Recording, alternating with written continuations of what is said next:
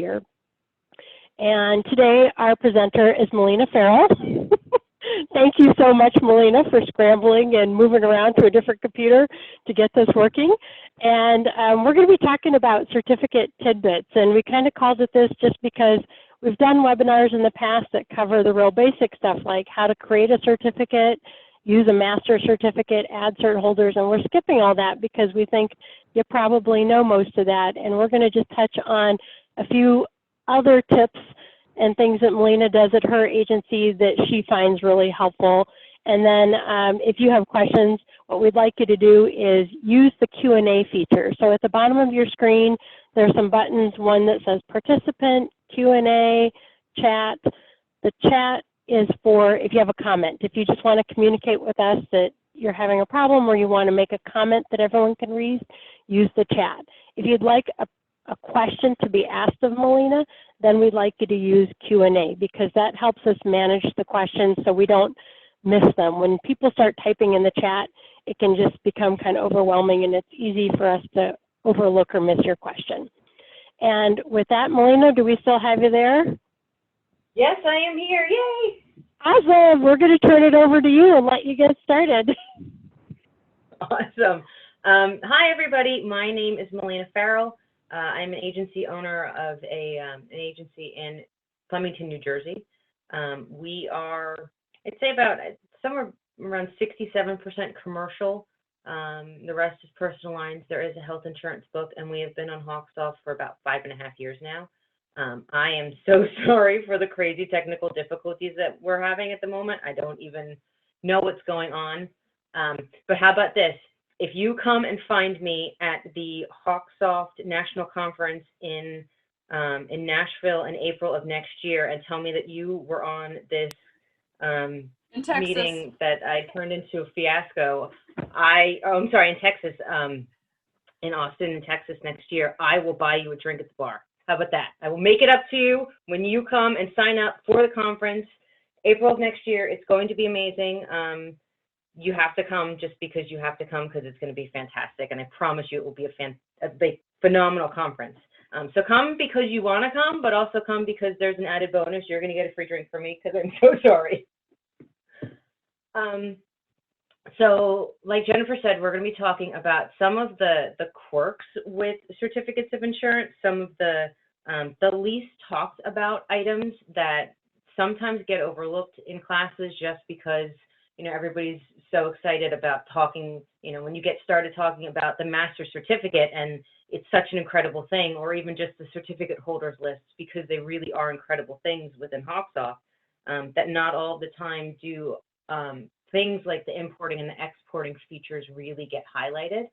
And I know that something huge with our agency is using the importing and the exporting features and also using the Hawksoft virtual print feature for the certificate specifically, that I really just, I wanted to take some time today to go over these two things with you. So we are obviously looking at Eddie Example Construction. He's got a commercial package, he's got an auto, he's got a workers' comp, and obviously he's got a lot of certificates. So we go in and we're looking at obviously the most recent master certificate that we have created for him. We're going to open it up, and everything in here is already filled out. Description of occupation and of operations is obviously landscaping and snow plowing. We're going to go into the certificate holder list. And this is where at renewal, what we do is we use the import-export feature. So we have some clients that have, upwards of 1,600 certificates that we do in a given year. Obviously, the bigger ones, there will have a significantly larger list than this. But what we do is we take this list, we put it into an Excel spreadsheet with one click. We email it to 2Hour Insured. We tell them to review it, make any changes, and send it back to us.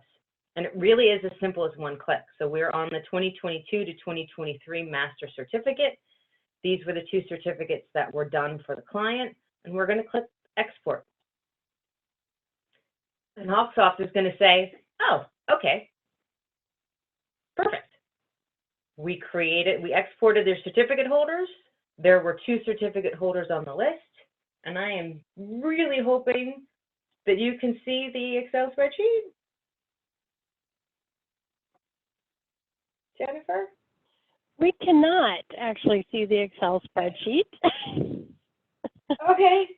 All right, so I don't know how to make you pretend like there's an Excel spreadsheet on the screen. But basically what Hawksoft does is literally takes that list and creates an Excel spreadsheet of this information. Everything that is on this screen right here, each line goes into a different column on the spreadsheet. So the name, the mailing address, the city, the state, the zip code, if there are email addresses, if there are phone numbers, and then it also takes the description of operations and puts that into its own column on the spreadsheet that Hawksoft sends you. And it's very basic. There's nothing fancy about the spreadsheet. It literally just says, here's all the information that we have in our file for this particular client and for each certificate holder that is sent out. We take that Excel spreadsheet exactly as is. We don't touch it. You don't even have to open it. We don't change it. And we email it to our clients. And we say, here's a list of all the certificates of insurance that we provided for you over the last year. Please review this list. And it's a templated email. So my CSRs don't even have to type anything in. They just open up the template email. They drag and drop the Excel spreadsheet, send it out. It says, take this list, make any changes, add anything to it, delete anything if you finish any jobs. And you'll see that a lot for some of the contractors, or some of the architects, the engineers, the ones who work on jobs. They'll go through and they'll delete, and they'll be like, oh, we finished this last year, we finished this 2 years ago, you know, we don't need these guys anymore, we stopped working with this GC, we did whatever. And they literally will just go into the Excel spreadsheet and they'll delete. They delete rows, they delete lines, they might add some. We see that a lot. They'll add things and then they email it back to us. When they email the spreadsheet back to us, go ahead.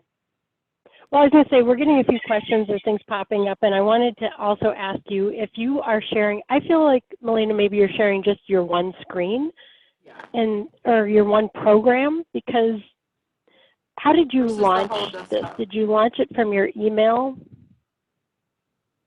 Did you launch the Ring Central session from your email? Yes. And was it on a remote desktop session? No. No. Okay. Do you want to, could you just unshare your screen one time and then try sharing it one more time? Let's try one thing first, and that is minimizing Hawksoft to see if it's just hidden behind there. It's not. She already did that.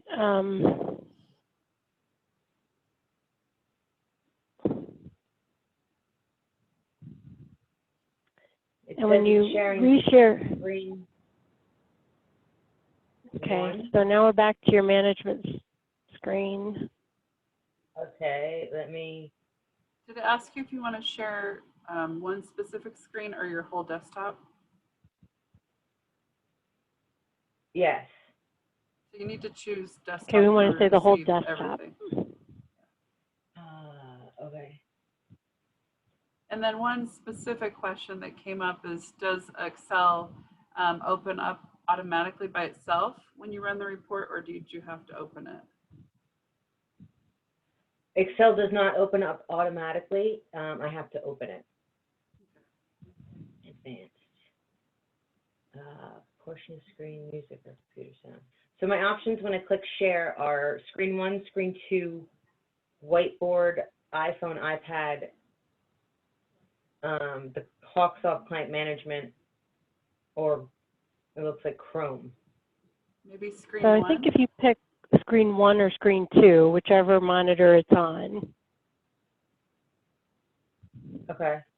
Okay, so now we're seeing your management system. Can you see if pull anything over to that same screen that the management system is on?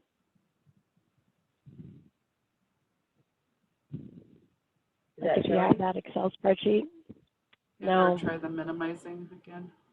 Should we try screen 2 then? Actually got it.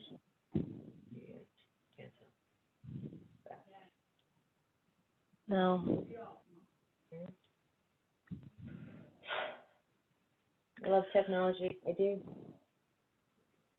Well, the good thing is once I import the new Excel spreadsheet, you'll see. Give me a second. And we had a question. Are you Mhm. supposed to open the file transfer folder in Hawksoft? I'm not sure what the file transfer folder is. Okay, Taryn, if you It might be wanna, like, remember how we were talking about how you set up where it drops that Excel file for you? I bet it's about that. Oh. Okay. Yeah. it's where the Excel you have downloads, she said. Yes, if you have a folder in Hawksoft designated for where your imports and exports go, then that is where it will go. And I believe in Hawksoft in the cloud, it is the Hawk, it's HAW and then C and then transfers. And we had another And if question. for some reason you don't know where your transfer, so if you're doing this functionality and you're exporting it and you don't have it open automatically or you don't know where to go to do that, what you'd want to do is give Hawksoft support a call and show them what's happening, and then they can walk through either changing you to the directory that you expect it to be at or helping you find where that directory is currently pointing to. Correct. If we Hawksoft can knows ask how to you, find it. if you're putting questions in the chat, if you could move them over to the Q&A section, that'd be great. If you have specific questions for Malena. There is one question over there right now, Malena. What are the advantages of sending an Excel spreadsheet versus a PDF list? So the advantages are exactly what I just did. I don't know if you saw. So we clicked the export button. We sent everything out. I then clicked the import button, and I went to the certificate holder list that the client sent back for me. So you see, I have this one here. Can you see this, the file folder? Yep. Okay. So you can see where I have the updated certificate holder list back from the client. Because of the way that Hawksoft has formatted the columns for the Excel spreadsheet, as long as the client goes in and uses the same formatting when they're adding any additional certificate holders, when you double click on this, it's automatically bringing over the two new ones that we just manually input. So when we exported, there were two. It was Hawksoft and I think the state of Ohio were the two examples that were on here. When we imported it, I did nothing other than click the import button, and then I browsed to where the actual file was. I clicked on the file and I clicked open. Because I didn't touch the file when I exported it and sent it to my clients, I didn't change any of the headings. I didn't change any of the column names. I didn't change any of the formatting. You'll see, well, you can't see right now because unfortunately my computer's not working correctly, but you'll see that in some of the column names, it's address 1 and there's no space between the word address and the number 1 because it's very specifically formatted to Hawksoft system so that when the information comes back in, because it's in a CSV file, as soon as you click this button here that says open, it's automatically bringing over every single line that you put in there. So when my client went in and manually input Joe's Bagel Place and my landlord, and they put in a mailing address for them, they put in the city, they put in an email address for them. The description of operations was exactly how they wanted it.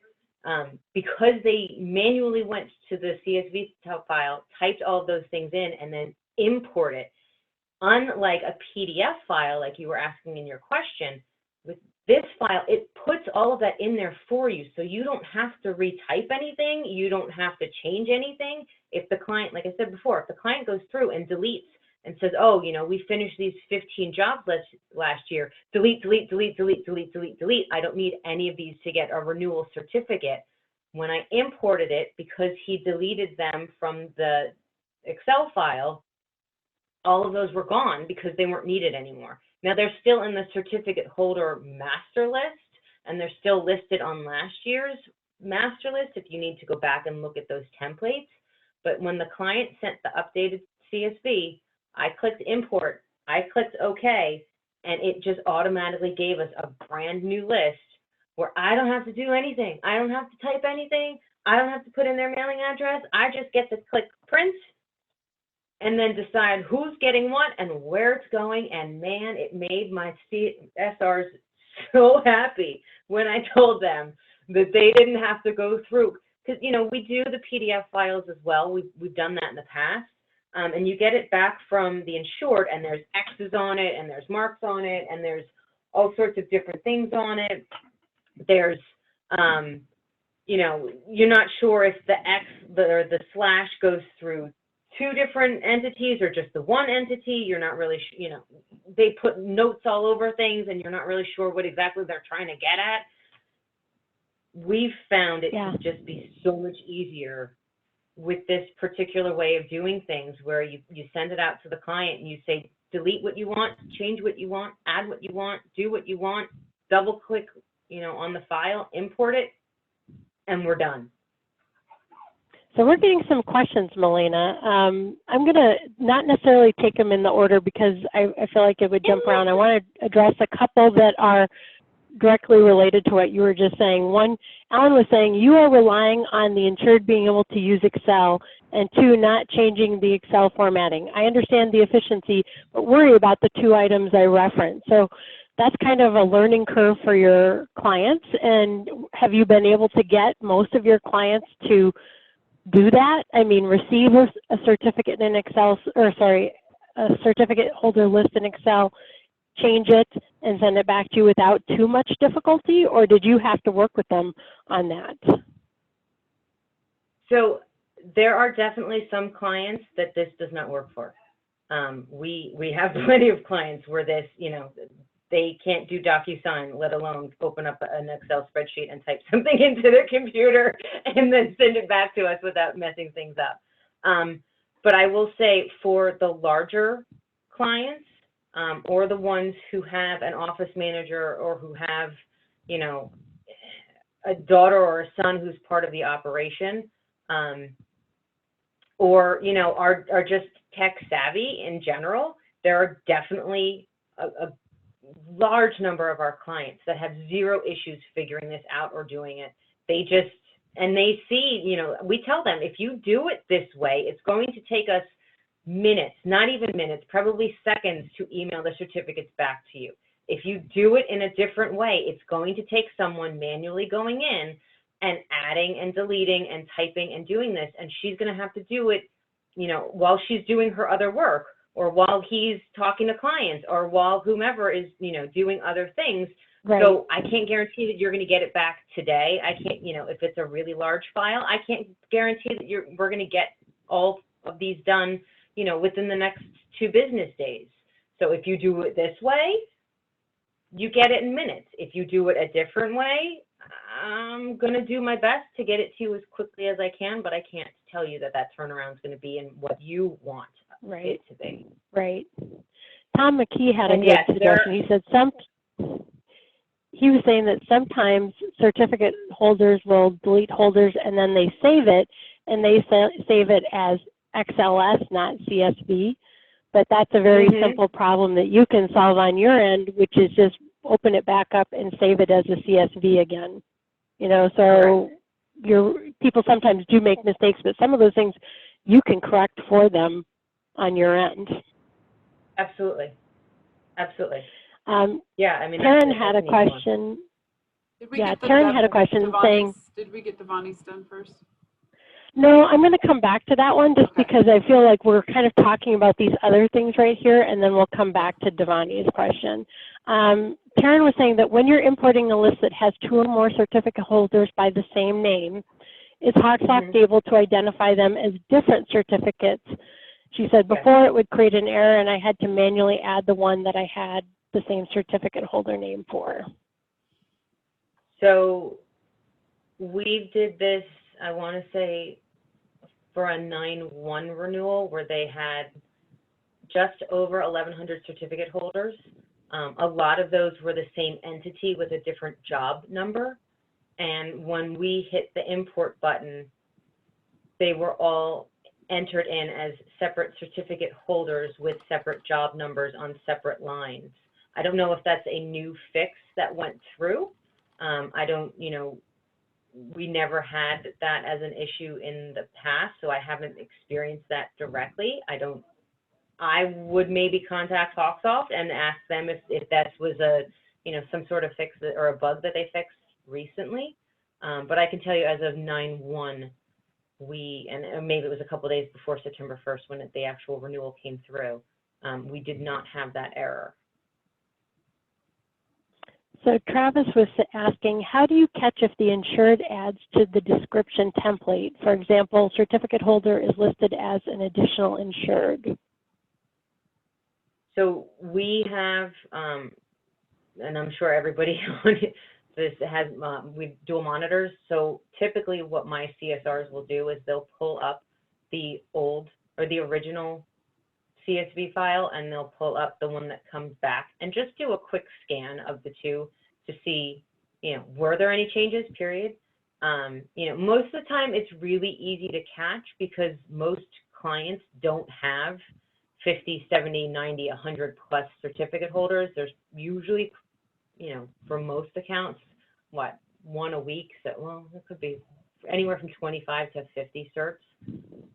For the big ones, yes, it does take a little bit longer because they're going through and they're, taking a little bit more time. But again, like just the time saved and being able to click the import button, it makes this whole renewal process easier for our CSRs. Okay.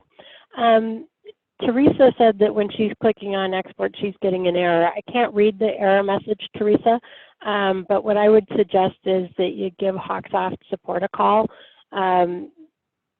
mainly because we can't see what the error message is, and even if we could, we may not be able to troubleshoot that for you, but support would definitely be able to help you with that. Devani had asked, this is kind of coming back to the beginning part of just certificates in general. Devani wanted to know, do you create your certificates from the policy tab or on the client tab?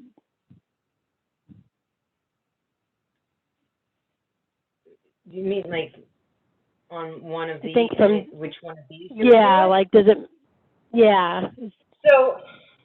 So Devani, that is a fantastic question, and unfortunately our answer for our agency is that depends.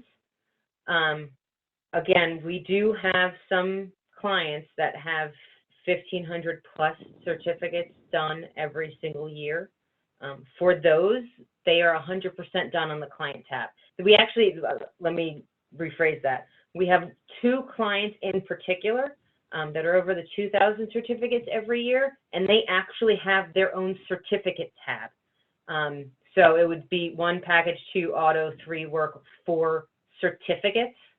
And that is the tab where all certificates of insurance go for those 2 specific clients, because there are a lot of them, and we don't want them not messing up the attachments, but just flooding the attachments with nothing but certificates. And yes, I understand you can definitely use the description to, or the group by or whatever, to show only specific attachments. But I mean, imagine this for literally like thousands and thousands in a row, where it's certificate of insurance, certificate of insurance, certificate of insurance, and then like email from client. So there are 2 accounts where they have their own certificate tab. There are others where we use the client tab because they have, somewhere in the range of probably 75 to 200 certificates a year. And then for the smaller client, not smaller clients, but the clients with fewer certificate needs, we will do them on the actual policy tabs. And we kind of just figure that out on a case-by-case basis. Where is, for our CSR's sanity, where is the best place to store the certificates and have all of the certificate attachments go to? So what question's really coming up. We've already had 2 people ask it. How do you create a certificates tab? So you would do, no, I'm going to do action. I'm just going to say, okay, internal, insert policy, other, and then, so I don't know how many people know and love the policy title. I am like, you will hear me in every class that I teach when I get to talk about the phenomenalness of this one particular teeny tiny little thing, policy title.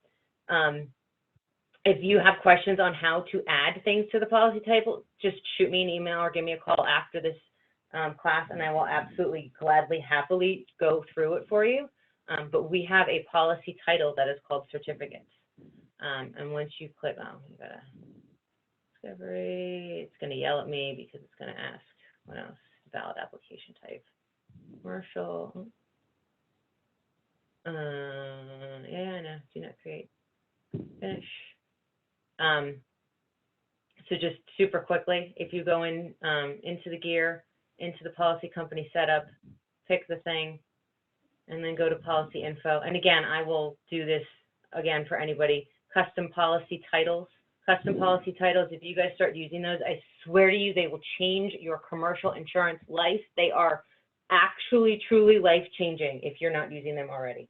But that's how we do it. We insert a new policy, we make the title certificate, and then all certificates for this particular client go under this policy tab. Great. You know, we have a couple other comments. Yeah. Patricia, she said, so the client sends back the CSV spreadsheet with some cert holders deleted. Then you attach that in a specific file on a drive. She wants to know if you had a complete example of this coming back from the insured in email and what you did. The problem we're having, Patricia, right now is that we can only show you the management system side of things because of our technical difficulties right now. We're not able to show something, either Excel, the actual Excel file, or an email outside of HawkSoft. So I do think it would be best for you to give HawkSoft a call, and they could walk you through that process, or give Malena a call. Malena, what I'll do, because we can't share the PowerPoint right now, when I send out the email with the recorded webinar, I'll provide your email address if somebody wants to get in contact with you to review anything. Perfect. Is that okay with you? Yeah. 100%.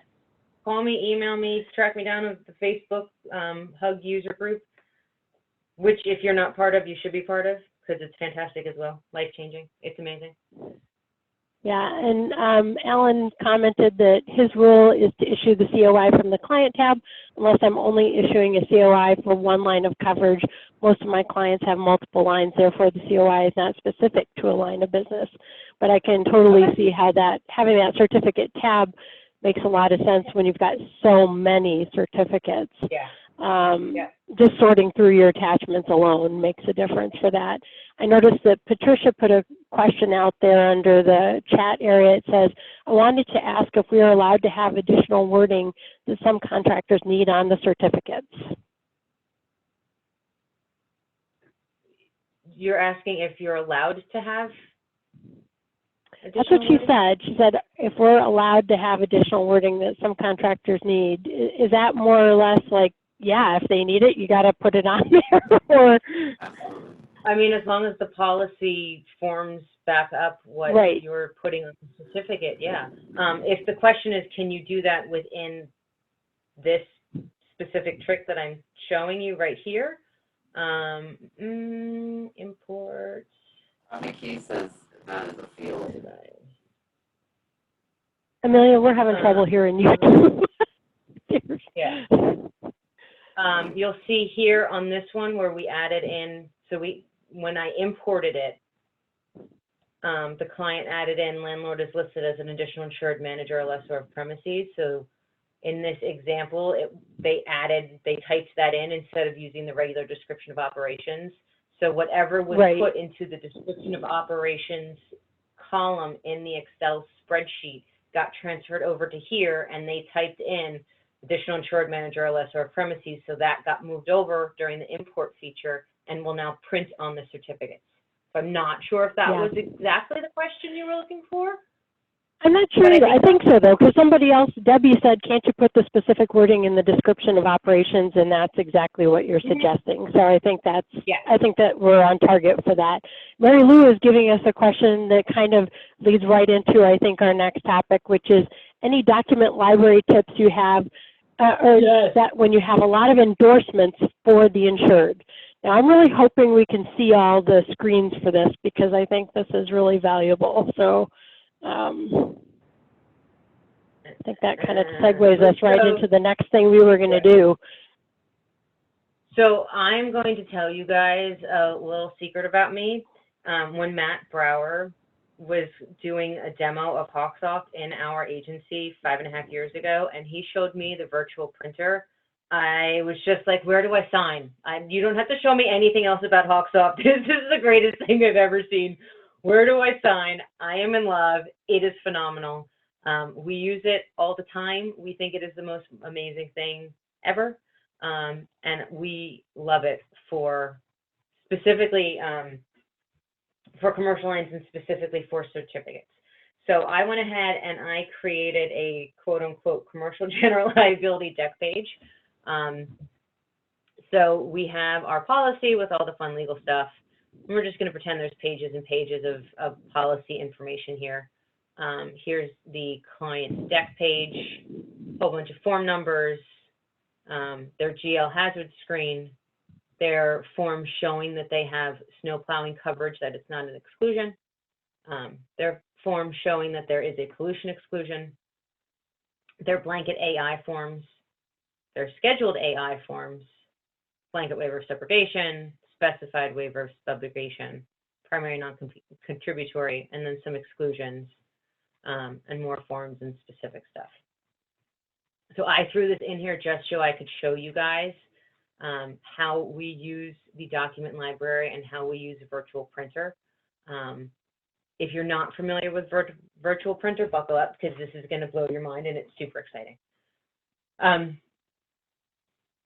So what virtual printer does is it takes a PDF file and it allows you to, with one click of the print button, either pull apart that PDF file into individual pages or multiple pages, or if you have multiple PDF files, it lets you smush them all together. So in this specific situation, what we're going to do is we're going to attach PDF files that are just the blanket AI form, the blanket waiver of subrogation form, because those are the two most common ones, and probably the primary non-contributory, because those are the ones that most commonly, when you're creating a certificate of insurance, someone's going to ask for those specific forms. So we're coming in here and we're going to hit print, and we're going to do the Hawksoft virtual printer. We only want it to print the current page. So we've got this 19-page document. Hawksoft is doing its thing. And Hawksoft just made a PDF file of just this one page that we are attaching to Eddie example. And we're going to call this blanket AI forms.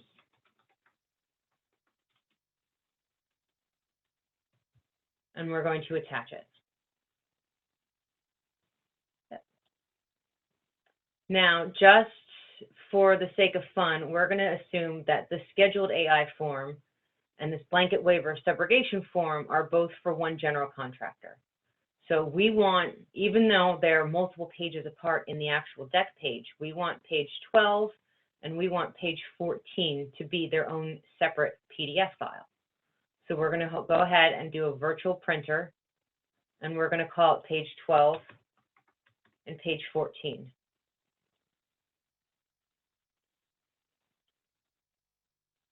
And we're going to say these are scheduled AI and waiver for GC. And we're going to attach that. And then we're just going to say that the primary non-contributory needs to be its own as well. So again, each time I'm using Hawksoft virtual printer, I'm picking the very specific pages that I want, and I am attaching those pages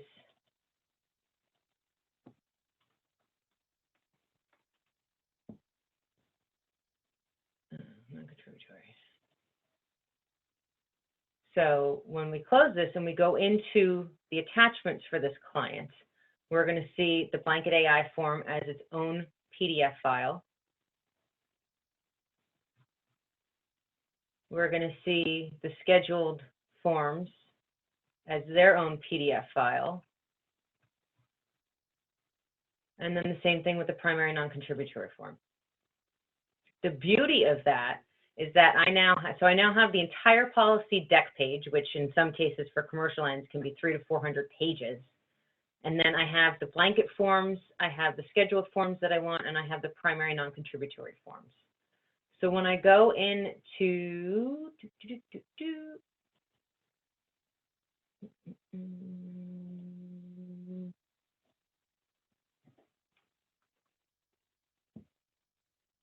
when I come into the certificate, I can add that PDF file as a form that shows up when I'm creating certificate holders. So I'm going to add the primary, and then I'm going to add the scheduled. Oops.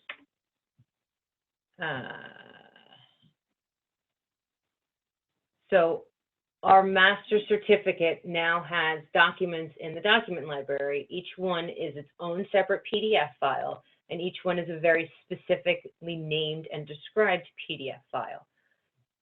So when we go in to print a specific certificate holder, and we'll say Joe's Bagel Place,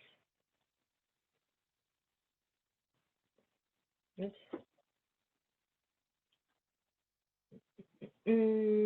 We can say when Joe's Bagel Place gets printed, yes, I want to add them as additional insured. I want to give them a waiver of subrogation. They're not getting that for the auto. They are getting that for the GL. They're not getting that. You go through and you click all these buttons. But then down here, it also gives you those 3 forms that you know we just created. So we're going to do the blanket AI and the primary non-contributory form. So when we print this, and we preview it, we've got the certificate of liability, fantastic, and automatically attached, not scanned in separately, not done in any other way, but with one click of a button, we have the blanket AI forms and the primary non-contributory forms automatically attached, just because you use the HawkTalk virtual printer to add those specific PDF forms in the PDF file and then added the PDF to the document library. They are now forever attached in the document library, as you'll see here, because we uploaded them. Obviously, you can delete them, but any certificate that you do for this client during this year using this master certificate template will automatically give you the option of adding these forms to it, which again, when you've got clients who are doing, 1 certificate a week or calling with, 700 jobs that they're doing for GCs, and your CSRs are trying to scroll through the attachment list every single time that they're doing an email to pull up that one specific form. If you add them to the document library, as soon as you make the renewal certificate, they're here always, and it's such a time save. It is an amazingly huge time save, and because you did it using the HawkTalk virtual printer, you're not having to, again, worry about scanning, printing, emailing, attaching. It's all right there in one teeny tiny little box, one click of a mouse, one click, and it's right there, and it's attached for you in the PDF file, which I think is phenomenal. And I'm sure there are Malena, questions about that. Chris said, mind is blown. Right? I think so. You just blew somebody's mind. That's awesome. Yeah. So I think we've answered. Incredible thing. Yeah, it really is. I think so. And I think we answered Teresa's question and Chris's question. They were both asking, how do you view the items in the document library, and how do you get them attached to the form? I think they asked that before you even went there. So I think we've answered those 2 questions, but Chris or Teresa, if we haven't, please follow up. We do have a couple of other questions. One person wants to know, what do you do when the attachment is too big for the email due to multiple endorsements? I don't think I've ever seen that. I mean, that's got to be a pretty big file. Yeah, especially if I mean, one thing that occurs to me, if you were attaching the whole policy, you might have a really large file, but if you were parsing it out into these separate forms, that you can attach from the document library, I would think that it would make your email attachment a lot smaller. I would tend to agree with you on that. My thought process is that, again, if you're attaching, like you said, if you're doing the whole 500-page commercial policy, but here it's a one-page PDF file, right, which should significantly shrink the size of everything for you. So, Genesis, if we aren't understanding, it might be something you'd want to contact TalkSoft about if they're just too file, because I just can't, too large. I'm having a hard time knowing what would be too big. How many files are you attaching? Is there a limit on that? Alan said, you do not issue all blanket forms with every COI, whether requested or not. It's a question. I get the scheduled forms as a separate attachment, but I issue all blanket forms with every COI. If it applies as per written contract, great. If not, so be it. Any comment on that? I mean, if that's how your agency does it, then that's how your agency does it. That's perfectly fine. Okay. Sure, and then you don't do it that way? Yeah. Yeah. If someone's not asking for it, we're not going to grant it to them arbitrarily, sure. But that's just us. Right. So somebody was saying, how can we move the document library when creating a new master certificate? And really, you'd almost have to recreate those, wouldn't you? Because they would be different or new each year on the renewal. You'd want to make sure you were recreating, not just moving them. Is that accurate, or would you disagree? Correct. So we've found that with most of our policies, with the policy number changing, with the policy prefix or suffix changing every year, and a lot of times with just the non-ISO form changes that the carriers do every year, we go in and we make sure that we are recreating the document library from the current year's deck page so that there is zero E&O exposure. We are sending out the most recent accurate endorsement forms from the most recent accurate policy and not assuming that they stay unchanged every year. And that was a lot of words. I hope it made sense. And if it doesn't, again, just call me or email me. Yeah, and Karen kind of followed up. I think it kind of runs into this. She says, is it correct? Documents are not linked to the certificate template you are on. When I delete a document from one certificate template, it was deleted from all others, but still printed with my certificate like it was selected. That sounds like a bug. Yeah. Without testing it, we're not going to do that right now to test it, see if we can recreate that. Karen, what I would maybe do is, you maybe contact support and say, is that how it's supposed to work? Seems to me, because your impression, Malena, is that it's linked to that certificate form because you can use it on any other cert holder within that master certificate. Correct? Yes. Okay. Alan commented on when it's too big, run Adobe Enhanced PDF and reduce the size. That's a good tip. Yeah. That's a great tip. Tom mentioned that something was just fixed in the last update for Hawksoft, so I'm not sure if that might be something somebody else mentioned, but I'm not sure what it was. How do you send your insured their renewal certificates when they have 1,200? We talked about this the other day when we were practicing. When they have 1,200 certificates, how do you do that? We use a zip file. It is, and we have two CSRs who work on the two accounts that have massive numbers. And every single year they do it, they call into Hawksoft they call into the same support person who's done it for them every year, and the support person walks them through how to get all of them into one zip file, and then they email out the zip file to the client, and the client opens the zip file with thousands of certificates and then does whatever it is that they do with that. And they can do whatever they want with that as long as they have it, and I don't have to deal with it, because it's a lot. Karen said my zip file was still 45 gig. I will reach out for support. Wow, yeah, that's huge, Karen. I'm so sorry, I'm laughing, but I feel your pain right there. I truly feel your pain right there. Oh my goodness. Yeah, that's pretty big. Teresa kind of followed up on that, like transferring things from one master certificate to another, and how you were talking about making sure you had the right version, you know, for the policy period on there. And she was saying, how do you view to be sure that you have the current term forms attached? And I was thinking that I bet when you name them, you give them a better, you know, like maybe you put in the name 2022, 2023 primary. Yeah, that's what I would do, is I would make sure that as I'm using that virtual printer and parsing them out, that I put that in the description so you can be more specific and make sure you're getting the right one. Absolutely. Mary Lou wanted, the one thing that I tell my CSRs all the time, you cannot be too specific in the description of an attachment.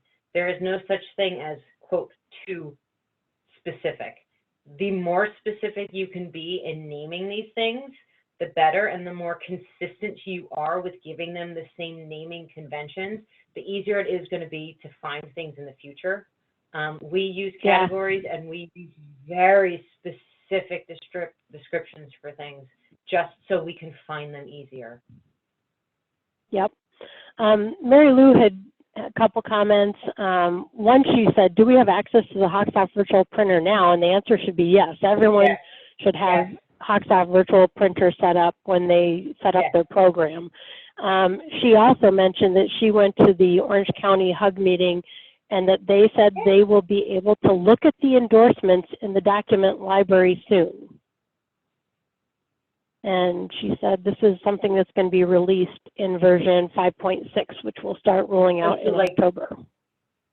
So like you can actually open it up when you're... Maybe that's what it would be. Because right now it's just, you can just add it, and you can, right. So you can actually open this PDF file. It sounds like that's what you're saying. You can open this and view it. Yes, she said yes, you will. Yep, she said yes, you will be able to click to view it. That's awesome. Now you learned something today. I love it. Yeah. Thank you for sharing that. Let's see. Devani said we have used Google Drive for sending large numbers of certificates to clients. That's an interesting solution too. Yeah. We used Dropbox once or twice. We've used Google Drive.